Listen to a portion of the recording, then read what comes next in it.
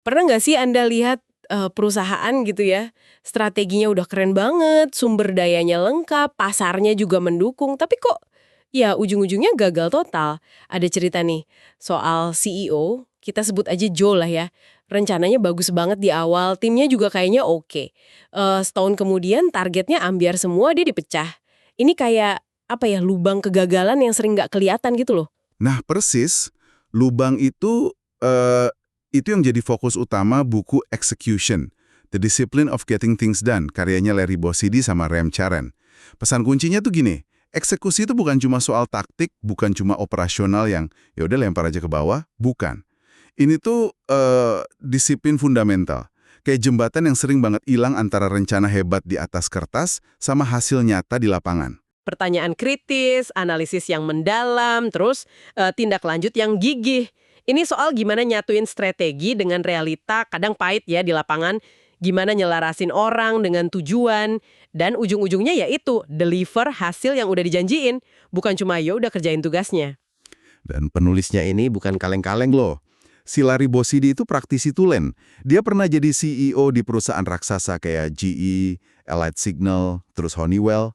Nah, Ram Charan ini penasihat bisnis global yang udah melegenda. Jadi ini kombinasi bagus banget antara pengalaman keras di lapangan sama kerangka berpikir strategis yang kuat. Oke deh, jadi dalam pembahasan kita kali ini kita bakal coba bongkar lebih dalam nih soal eksekusi. Langsung dari sumbernya ya. Misi kita apa nih? Biar kita ngerti kenapa sih eksekusi ini krusial banget dan gimana caranya para pemimpin bisa nanemin disiplin ini di tim mereka. Tujuannya ya semoga bisa ngasih Anda wawasan praktis lah yang mungkin bisa dicoba juga. Sip. Inti dari eksekusi, kata buku ini nih, ada di 3 proses utama. Dan ini saling kait-mengait, nggak bisa dipisah. Ada proses orang, people process, terus proses strategi, strategi proses, sama satu lagi proses operasi, operations process. Kuncinya, ketiganya ini harus jalan bareng. Harus mendalam, terhubung erat, bukan cuma jadi ritual formalitas doang gitu. Nah, karena keterbatasan sumber detail kita hari ini, kita mungkin akan lebih fokus ke dua yang pertama ya, proses orang dan proses strategi. Tapi kita tetap lihat gimana ketiganya ini nyambung. Siap. Mari kita mulai dari pertanyaan yang paling dasar dulu kali ya. Kenapa sih eksekusi ini yang katanya jadi pembeda antara sukses gemilang sama gagal total? Bukannya strategi yang paling penting ya biasanya? Nah, justru di situ seringnya orang kejebak. Sumber kita ini penuh banget contoh kontras. Banyak kegagalan itu bukan karena strateginya jelek loh, tapi ya itu tadi, eksekusinya payah. Lihat lagi deh kasus si CEO Joe tadi. Targetnya aja udah nggak realistis, nggak ngukur kapasitas timnya gimana. Terus pas target meleset, dia cuma marah-marah aja. Nggak pernah nanya, kenapa sih bisa meleset? Lebih parah lagi, dia salah nempatin orang kunci. Bayangin, direktur produksinya itu mantan konsultan. Nggak punya pengalaman operasi real sama sekali. Komunikasi terbuka, wah jauh banget deh. Iya, iya. Contoh klasik lain itu perang antara Compaq sama Dell ya, di era PC dulu. Strategi Compaq kan ngakuisisi tandem sama DEC. Mau jadi kayak one stop shop gitu buat komputasi korporat. Di atas kertas sih, wah gagah banget kelihatannya. Tapi mereka gagal total pas mau ngeintegrasiin itu semua. Kalah lincah banget sama Dell dalam ngeeksekusi model bisnis PC yang udah jadi komoditas waktu itu. Nah, sebaliknya, Dell bisa meroket itu bukan cuma karena model direct sales sama build to ordernya yang inovatif ya, tapi karena eksekusi model itu yang luar biasa disiplin. Gila loh, bayangin aja, Dell itu bisa muter inventarisnya 80 kali setahun. Pesaingnya paling cuma belasan kali. Modal kerjanya juga negatif, artinya pelanggan udah bayar duluan sebelum Dell bayar ke suppliernya. Kecepatan sama asset velocity yang tinggi ini kan menghasilkan cash flow yang kuat banget. Nah, itu keunggulan kompetitif yang lahir murni dari eksekusi di lapangan. Bener banget. Kasus Xerox juga mirip ya, pas eranya CEO Thoman. Visi transformasinya sih bagus, mau jadi penyedia solusi dokumen terintegrasi gitu. Tapi lagi-lagi, eksekusinya berantakan. Mereka coba rombak terlalu banyak hal besar sekaligus. Konsolidasi administrasi, plus reorganisasi Salesforce gede-gedean. Tapi organisasi sama budayanya nggak siap. Pemimpinnya kurang turun tangan, orang yang tepat juga nggak di posisi kunci. Lucent juga gitu, di bawah Megin. Janjinya pertumbuhan selangit, tapi kapasitas eksekusi internalnya lemah banget. Budaya birokratis yang lama itu nggak berubah. Kontrol finansialnya jelek. Mereka telat banget ngeksekusi produk-produk krusial kayak routers sama optical gear. Ini mirip kayak innovators dilemma ya. Jebakan di mana perusahaan mapan terlalu fokus ke pelanggan lama, jadi abai sama pasar masa depan. Solusinya, kata buku ini ya, ada di eksekusi. Harus dengerin calon pelanggan, ditambah lagi banyak akuisisi yang nggak terintegrasi, sama target yang nggak realistis, yang akhirnya malah mendorong praktik jualan nggak sehat. Jadi polanya kelihatan banget ya. Selalu ada jurang lebar gitu antara visi yang keren di awang-awang sama realita pahit di operasional sehari-hari. Tapi pasti ada dong contoh yang berhasil justru karena fokus ke eksekusinya. Oh, tentu ada. Banyak malah. Lihat aja IDS, perusahaan layanan IT waktu itu pas di bawah Dick Brown. Dia berhasil membalikan perusahaan yang lagi limbung itu, ya dengan disiplin eksekusi yang ketat. Caranya gimana? Pertama, dia kenalan dulu sama bisnis dan orang-orangnya sampai ke akar-akarnya. Keliling dunia, kirim email mingguan. Terus, dia nuntut akuntabilitas. Lewat apa? Performance call bulanan yang intens dan belak-belakan banget. Dia juga bangun kolaborasi antar tim. Proses seleksi dan pengembangan orangnya ketat banget. Kompensasi juga harus nyambung sama kinerja. Bahkan pas ada reorganisasi besar, itu pun dikelola pakai prinsip eksekusi. Tim pelaksananya dilibatin langsung. Hasilnya gimana tuh? Hasilnya, ya profitnya tumbuh, targetnya tercapai. Jelas banget kan, eksekusi itu jadi kunci. Dulu, 7 perilaku esensial pemimpin. Dan ini bukan cuma teori manis ya, tapi benar-benar tindakan nyata di lapangan. Yang pertama itu adalah kenali orang dan bisnis Anda. Maksudnya, pemimpin itu nggak bisa cuma duduk manis saja di kantor pusat. Harus hidup di dalam bisnisnya, ngerasain denyut nadinya gitu. Itu kunjungan ke pabrik sensor Honeywell di Freeport. Dia kan nggak cuma salaman terus foto-foto aja. Dia nanya detail banget soal staff, struktur laporannya gimana, R&D-nya, outsourcing, sistemnya. Ada dialog dua arah kan? Hasilnya juga konkret. Ada kesepakatan buat perbaikan, manajer pabriknya juga di-coach sama dia. Koneksi personal kayak gini penting banget ya ternyata buat bangun intuisi, motivasi tim, sama mempertahankan talenta kunci. Intinya, pemimpin harus hadir dan terlibat langsung. Betul. Perilaku kedua, bersikeras pada realisme. Ini artinya, pemimpin harus berani hadapin kenyataan, sepahit apapun itu. Harus pakai dialog terbuka buat gali kebenaran, bukan cuma mau dengar kabar baik aja. Si bos ini sering banget nanya di forum, apa sih yang benar dan salah di bisnis kita ini? Tujuannya jelas, mau ciptain budaya di mana fakta itu lebih dihargai daripada opini atau, ya, politik kantong lah. Ya, cukup 3-4 prioritas utama aja yang benar-benar krusial dan bisa dipahami semua orang. Kenapa harus sedikit? Biar sumber daya nggak buyar kemana-mana, biar nggak ada kebingungan juga di organisasi yang kompleks. Ada contoh CEO retail tuh, dia fokus aja ke peningkatan kinerja toko yang udah ada, margin kotor sama comparable sales, di langkahnya konkret, diajak diskusi manajer tokonya. Keempat, nah ini sering banget disepelekin nih, menindaklanjuti, follow through. Harus ada mekanisme yang jelas buat ngecek kemajuan dan siapa yang bertanggung jawab atas apa. Ini bukan micromanagement loh ya, tapi lebih ke memastikan komitmen yang udah dibuat itu benar-benar dijalankan, bukan cuma jadi catatan rapat doang. Kayak cerita CEO perusahaan teknologi yang mastiin proyek peningkatan perputaran inventarisnya jalan. Caranya, dia bikin mekanisme tindak lanjut rutin dan dia berani nyelesain konflik sumber daya antar departemen. Kelima, berikan penghargaan kepada pelaku, doers. Sistem kompensasinya jangan abu-abu katanya. Harus jelas bedanya mana yang bintang, mana yang rata-rata, mana yang kurang perform. Kinerja harus jadi dasar utama.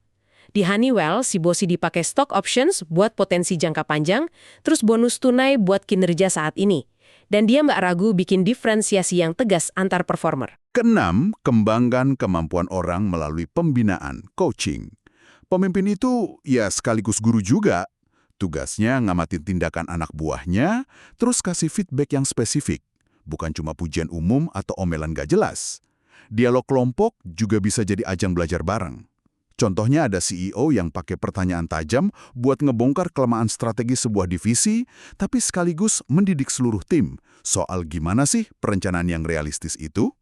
Termasuk, ya berani kasih feedback yang sulit secara konstruktif. Dan perilaku ketujuh nih yang mungkin paling fundamental tapi juga paling sulit kayaknya. Kenali diri sendiri, ketangguhan emosional, emotional fortitude. Ini soal apa sih? Soal jujur sama diri sendiri dan orang lain, kuat ngadepin konflik, mau nerima pandangan beda, dan berani ngaku kalau kita nggak tahu atau salah. Ada 4 inti ya, otentisitas, jadi diri sendiri, apa adanya, kesadaran diri tahu plus minus diri kita, penguasaan diri sama kerendahan hati, mau dengerin dan belajar dari orang lain. Nah, persis. Ketangguhan emosional ini krusial banget buat eksekusi. Coba deh pikirin, tanpa ini, gimana pemimpin bisa hadapi realita pahit? Gimana bisa ambil keputusan sulit soal orang yang katakanlah underperform? Gimana dia berani rekrut orang yang mungkin lebih pintar dari dirinya sendiri? Ini kayak otot mental gitu loh, yang perlu dilatih terus-menerus. Belajar dari pengalaman, dari kesalahan kayak yang dilakuin Joe Torre atau Jack Welch katanya. Menarik banget. Dari ketujuh perilaku ini nih, menurut Anda, mana sih yang paling sering jadi batu sandungan buat para pemimpin di lapangan? Wah, susah juga milih satu ya, tapi mungkin kombinasi antara kurangnya realisme sama kurangnya ketangguhan emosional itu tadi. Banyak pemimpin tuh nggak nyaman dengar berita buruk atau nggak nyaman ngakuin kalau ada masalah. Akibatnya apa? Ya mereka jadi nggak bisa menindaklanjuti secara efektif atau nggak berani ambil keputusan sulit soal orang. Jadi ketangguhan emosional ini kayak semacam fondasi ya supaya bisa ngejalanin perilaku lainnya dengan konsisten, apalagi pas situasinya lagi sulit. Oke, masuk akal banget. Itu tadi pilar pertama ya, perilaku pemimpin. Nah, pilar kedua adalah menempatkan orang yang tepat di posisi yang tepat. Kenapa ini dibilang sepenting itu? Karena ya ujung-ujungnya kualitas orang itulah yang jadi pembeda kompetitif paling awet, paling susah ditiru. Lihat aja lagi contoh Dell atau Nokia di masa jayanya dulu. Ini tuh tugas utamanya pemimpin. Nggak bisa cuma, didelegasikan gitu aja ke HR.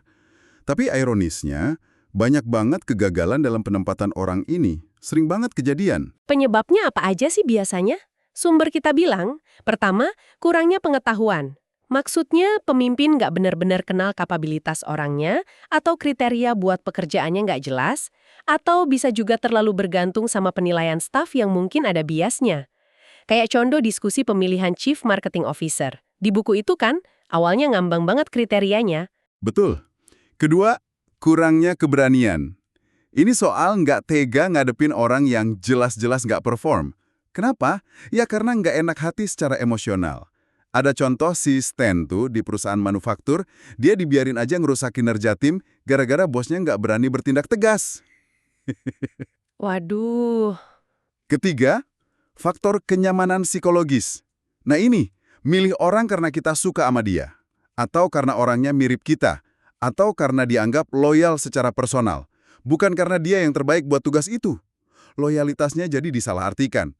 Ada contoh si Howard yang ganti timnya pakai orang-orang yang loyal ke dia, tapi ternyata nggak kompeten. Bandingin coba sama Reginald Jones di GE. Dia milih Jack Welch, padahal gaya mereka beda jauh banget. Tapi Jones tahu, Welch itu yang terbaik buat masa depan GE. Kuncinya tuh fokus nyari dan milih pelaku doers. Orang yang punya, drive kuat buat menang. Yang dapat kepuasan dari menyelesaikan sesuatu, bukan cuma pintar bikin konsep doang. Ciri-cirinya gimana? Biasanya mereka itu bawa energi positif, tegas kalau ada isu sulit, bisa ngajak dan ngerakin orang lain, dan yang penting, menindaklanjuti itu udah kayak nafas aja buat mereka, alami banget. Dan hati-hati banget mindahin orang staf atau konsultan ke peran lini kalau dia belum punya pengawanan eksekusi real. Kayak contoh si Juan di buku itu. Terus gimana cara milih dan menilainya secara efektif biar dapat si doers ini? Buku ini nekenin banget soal wawancara mendalam. Gali soal energinya, semangat eksekusinya gimana, rekam jejak achievement-nya apa aja, cara dia ngatasin hambatan gimana, kemampuan dia mobilisasi tim kayak apa. Katanya si Bos Sidi sendiri sering ngecek referensi langsung ya, dan gali lebih dalam. Nggak cuma percaya CV aja. Iya bener. Terus, lakukan penilaian jujur, unvarnished truth. Jangan cuma lihat angka atau centang-centang checklist. Pahami gimana sih hasil itu dicapai. Kayak contoh kasus Dave, Mike, sama Sue itu. Siapa sih yang beneran layak dapat bonus? Perlu keberanian buat dialog kandid, buat kasih feedback apa adanya. Kayak poin dari si Don Redlinger itu. Proses penilaian di Honeywell itu pakai bahasa yang umum, konteks pekerjaannya jelas, feedbacknya 2 arah, dan yang penting, ada komitmen perbaikan yang terukur setelahnya. Dan ini bagian tersulitnya mungkin ya, menangani non-performers. Harus bisa bedain mana yang cuma salah posisi aja dan perlu dipindah, kayak contoh Rob sama Sid, mana yang memang, ya harus dilepas. Kalaupun harus dilepas, lakukan dengan adil, transparan, dan tetap jaga martabat orang itu. Contoh sidak. Bahkan buku ini juga bilang, hargai kejujuran orang yang memilih mundur karena merasa nggak cocok, kayak cerita manajer di Honeywell itu. Nah, disinilah peran sumber daya manusia atau SDM jadi sangat strategis. SDM itu bukan cuma ngurusin administrasi gaji sama cuti aja. Mereka harus jadi mitra strategisnya pemimpin. Harus paham bisnisnya, fokus ke hasil, dan bantu ngehubungin proses orang ini dengan strategi dan operasi perusahaan. Contohnya kayak Baxter International dengan perencanaan tenaga kerja strategisnya, atau Duke Energy yang punya kerangka kompetensi sama sistem data global yang terintegrasi buat ngelola talentanya. Oke, jadi jelas ya, fondasinya itu pemimpin yang berperilaku tepat dan sistem buat menempatkan orang yang tepat. Ini jadi landasan penting banget. Ini yang memungkinkan 3 proses inti eksekusi tadi berjalan lancar. Nah, mari kita masuk lebih dalam ke 2 proses inti itu, proses orang dan proses strategi. Oke, proses orang, the people proses ini dianggap yang paling krusial loh sama penulisnya. Kenapa? Karena inilah yang menghubungin antara strategi dan operasi dengan manusia yang bakal ngejalaninnya. Keunggulan kompetitif jangka panjang itu adanya di sini. Fokusnya bukan cuma nilai kinerja masa lalu aja, tapi lebih ke kemampuan orang itu untuk masa depan. Dan gagalnya hubungan ini bisa fatal banget ya, kayak cerita perusahaan kimia tadi yang investasi ratusan juta dolar di Indonesia, tapi gagal total gara-gara salah milih manajer, fokusnya cuma keahlian teknis, asumsinya soal pengalaman di negara berkembang, keliru total. Nah, sebaliknya, kalau proses ini jalan dengan benar, hasilnya bisa luar biasa. Misalnya, ada perusahaan global yang bisa nemuin calon pemimpin buat Eropa dari negara berkembang. Kenapa? Karena mereka punya database talenta global yang solid. Atau contoh lain, keberanian buat ganti orang yang kinerjanya sebenarnya bagus, tapi dia nggak punya kapasitas buat bawa bisnis ke level berikutnya. Atau ngatasin perilaku negatif pemimpin senior kayak si VP Jones di perusahaan kereta api itu. Itu semua bagian dari proses orang yang efektif. Apa aja sih komponen kunci di proses orang ini? Pertama, menghubungkan orang ke strategi. Ini artinya, mastiin orang dengan kapabilitas yang pas itu tersedia buat ngeksekusi tujuan strategis jangka menengah sampai panjang. Kedua, membangun pipa kepemimpinan, leadership pipeline. Gimana caranya? Lewat penilaian yang terus-menerus, perencanaan suksesi, succession depth yang kuat, sama manajemen risiko retensi, retention risk. Bisa pakai alat bantu kayak performance behavior matrix gitu, buat visualisasi. Pentingnya data sama dialog di sini kelihatan dari contoh GE yang konon katanya bisa ngisi posisi kunci cuma dalam 24 jam. Termasuk juga debat alot pas milih antara si Paul atau si Roger. Gimana cara nyimbangin antara kebutuhan suksesi, retensi orang kunci, sama realitas bisnis saat itu. Ketiga, yaitu tadi, menangani non-performers, yang udah kita bahas sebelumnya. Terus mekanisme utamanya apa nih buat menjalanin ini semua secara sistematis? Mekanisme utamanya adalah tinjauan talenta yang terstruktur dan jujur. Contoh paling jelasnya itu Management Resource Reviews (MMR) di Honeywell. Prosesnya gimana? Dia terjadwal rutin, misalnya 2 kali setahun. Melibatkan pemimpin puncak langsung. Ada evaluasi tertulis sebelumnya, yang isinya harus jujur dan udah didiskusiin sama orang yang bersangkutan. Terus, pas reviewnya, ada dialog multi-perspektif biar lebih objektif, kayak pas penilaian si Walt itu. Fokusnya bukan cuma nilai doang, tapi juga gimana pengembangan ke depan dan tindakan konkret apa yang perlu diambil. Nah, yang paling penting, tindak lanjutnya. Ada surat spesifik, isinya komitmen aksi yang jelas, kayak kutipan surat Larry Bossidy yang ada di buku. Oke, itu proses orang. Proses inti kedua adalah proses strategi. Nah, ini juga harus realistis dan nyambung banget sama eksekusi. Strategi itu bukan cuma ide brilian di slide presentasi doang. Tapi, harus jadi rencana aksi yang udah memperhitungkan kapasitas organisasi buat ngejalaninnya.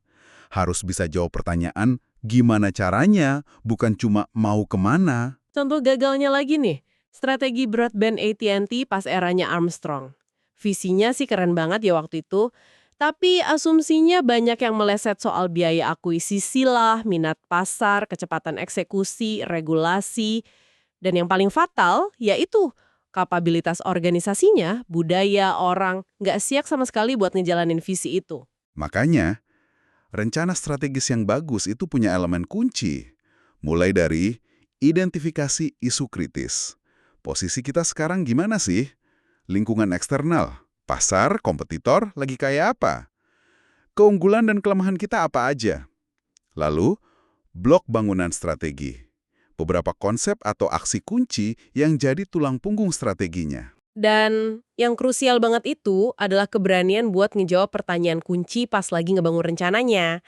Misalnya, lingkungan eksternal berubahnya gimana? Cara kita tumbuh profitable gimana? Dan hambatannya apa aja? Terus, reaksi kompetitor nanti bakal kayak apa? Ini penting ya, jangan anggap remeh atau terlalu pede. Nah, ini nih, kapabilitas organisasi kita mampu nggak sih eksekusi rencana ini? Terus, apa milestones-nya? Ukurannya gimana? Keseimbangan jangka pendek sama jangka panjangnya gimana? Hindari tuh proyeksi hokistik. Grafik yang datar dulu, terus tiba-tiba naik tajam kalau nggak ada rencana jelas gimana cara naikinnya. Isu kritis utama bisnisnya apa aja? Termasuk yang mungkin nggak enak buat dibicarakan.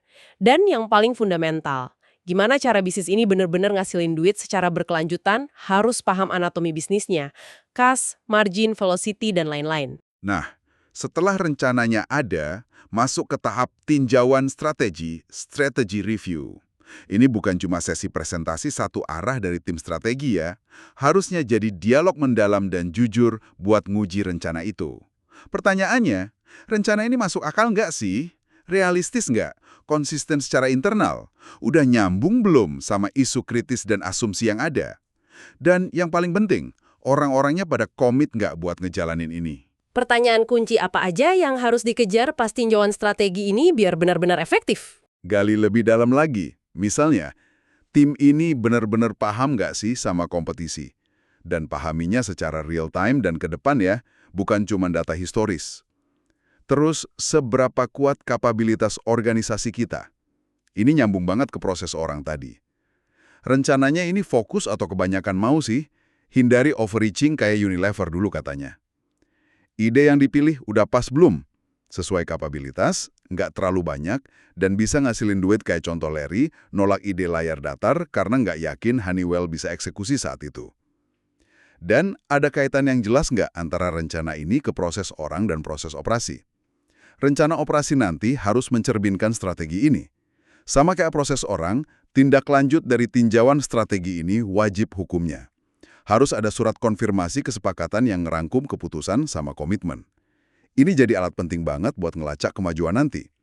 Ujung-ujungnya soal akuntabilitas lagi kan? Nah, tadi kan disebut ada 3 proses inti ya, orang, strategi, dan satu lagi? Operasi. Proses operasi ini perannya apa sih sebenarnya dalam kerangka eksekusi ini? Nah, ini dia penghubungnya. Proses operasi, operations process, inilah jembatan vital yang ngehubungin antara strategi jangka panjang dan talenta yang tepat dengan target-target jangka pendek yang konkret di lapangan sehari-hari. Proses inilah yang mecah rencana besar jadi program-program spesifik dan anggaran tahunan yang bisa dijalankan. Proses ini juga yang mastiin ada sinkronisasi antar departemen misalnya, antara penjualan, produksi, R&D, dan lainnya. Dan yang penting, proses ini memasukkan realitas pasar sama kapasitas internal kita ke dalam angka-angka target, entah itu kuartalan atau bulanan. Oh, jadi ini bukan sekedar bikin anggaran tahunan biasa gitu ya? Jauh lebih dari itu. Ini tentang bikin rencana aksi tahunan yang detail banget. Netapin milestone atau tonggak pencapaian yang jelas. Dan yang paling penting, nyiptain mekanisme buat mantau kemajuannya secara teratur. Jadi kalau ada kondisi berubah, bisa cepat ngelakuin penyesuaian. Tanpa proses operasi yang kuat, proses orang sama proses strategi sehebat apapun, yang akan membumi jadi hasil nyata. Sayangnya nih, detail mendalam soal bab spesifik tentang proses operasi ini nggak kita miliki dalam sumber kita untuk diskusi hari ini. Tapi posisinya sebagai penghubung itu krusial banget dalam disiplin eksekusi secara keseluruhan. Oke, jadi kesimpulannya jelas banget ya.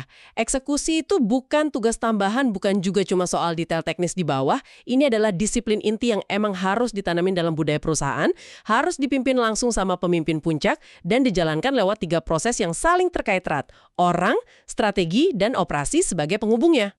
Betul banyak. Kuncinya ada pada realisme tanpa teding aling-aling ya. Dialog terbuka yang berani ngegali kebenaran sepahit apapun itu. Akuntabilitas yang jelas di setiap level, serta yaitu tindak lanjut yang konsisten dan gigih. Tanpa ini semua, strategi sebagus apapun cuma bakal jadi dokumen di laci aja. Nah, buat Anda yang dari tadi udah nyimak, coba deh ambil waktu sejenak buat refleksi. Dalam konteks pekerjaan Anda, atau mungkin pengamatan Anda di sekitar, gimana sih proses seleksi dan pengembangan orang selama ini berjalan? Seberapa sering strategi itu benar-benar diadu sama kenyataan pahit di lapangan? Terus, gimana rencana besar itu diterjemahin jadi target harian atau mingguan yang jelas? Dan gimana kemajuannya dipantau? Sebagai penutup nih, coba pikirkan satu hal ini deh. Buku ini kan nekenin banget ya soal keterlibatan pribadi pemimpin yang mendalam sebagai kunci eksekusi. Nah, dari semua yang udah kita bahas tadi, mulai dari perilaku pemimpin, proses orang, proses strategi, sampai pentingnya proses operasi sebagai penghubung, kira-kira satu perilaku atau satu proses spesifik apa sih yang menurut Anda kalau diterapkan atau ditingkatkan di lingkungan Anda sekarang bakal ngasih dampak paling besar buat ngubah rencana jadi hasil nyata? Mungkin soal keberanian menghadapi realita tadi, atau mastiin tindak lanjut yang lebih ketat. Coba fokus pada satu hal itu aja dulu, dan pikirkan langkah pertamanya apa.